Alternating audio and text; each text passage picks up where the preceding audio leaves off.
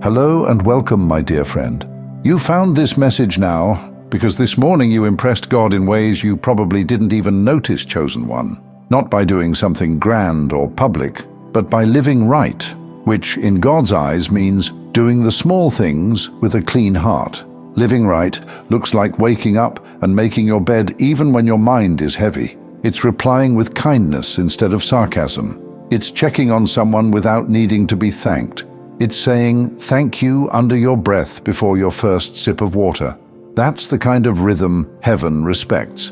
Because when your life starts to move from intention instead of impulse, God pays attention. You didn't impress him with results. You impressed him with rhythm. The way you carry responsibility. The way you pause before reacting. The way you let honesty win, even when it costs you comfort.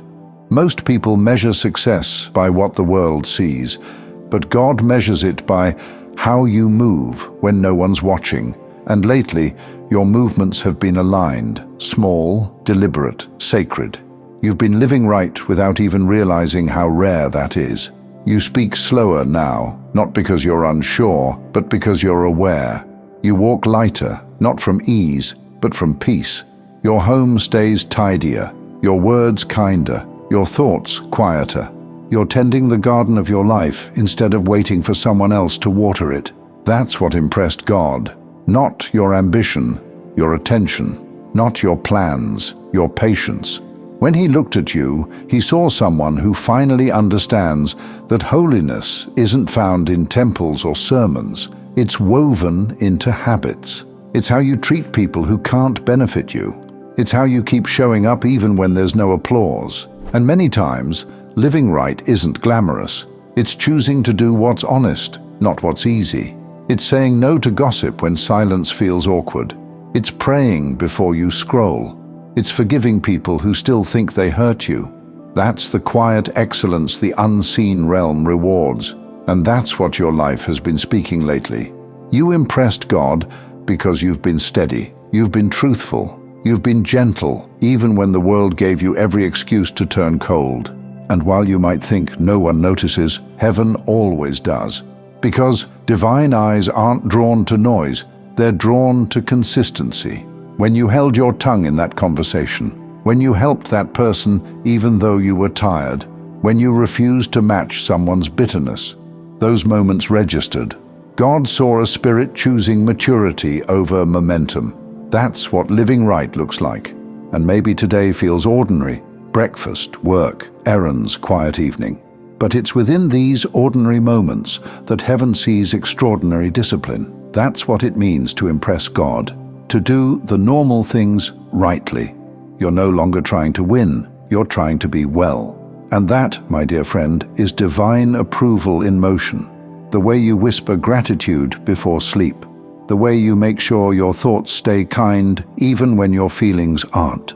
These are the things that count the most. That's why, this morning, when you moved through your routine, brushing your teeth, preparing your coffee, stepping outside for a moment of air, you might have felt a subtle calm you couldn't explain. Because God doesn't just watch how high you climb, He watches how cleanly you walk. And lately, your steps have matched His rhythm. You impressed him because you've learned the art of quiet greatness, doing good without needing to be seen, living clean without demanding credit. That's what makes you different.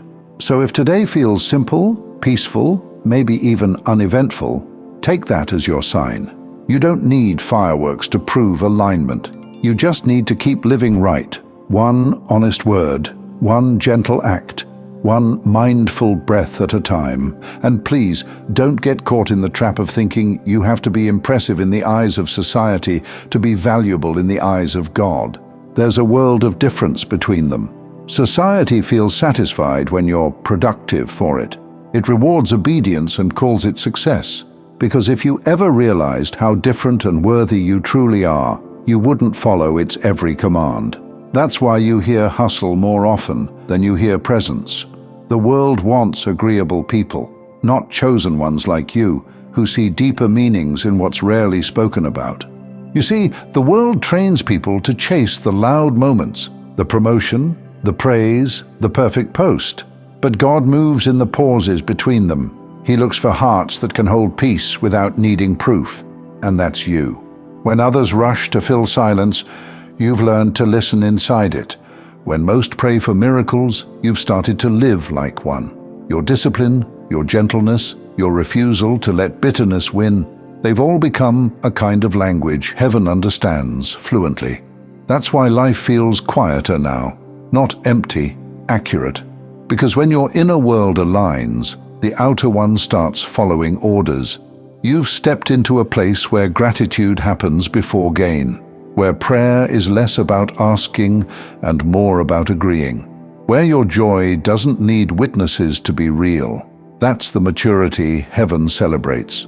Not noise, but knowing. And though you might not see fireworks, you're surrounded by evidence, the peace that sits in your chest longer than it used to, the clarity that replaces confusion quicker each time, the way certain things just don't bother you anymore.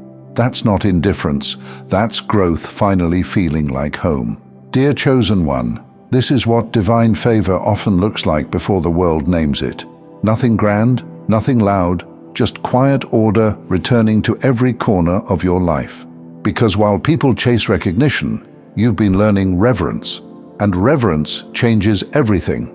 It changes how you handle money, how you speak to waiters, how you talk to yourself. You move differently now, not because you're trying to impress, but because you finally understand what's sacred. Even ordinary things, folding clothes, cooking dinner, locking the door at night, have become altars of awareness. That's the mark of someone who has impressed God.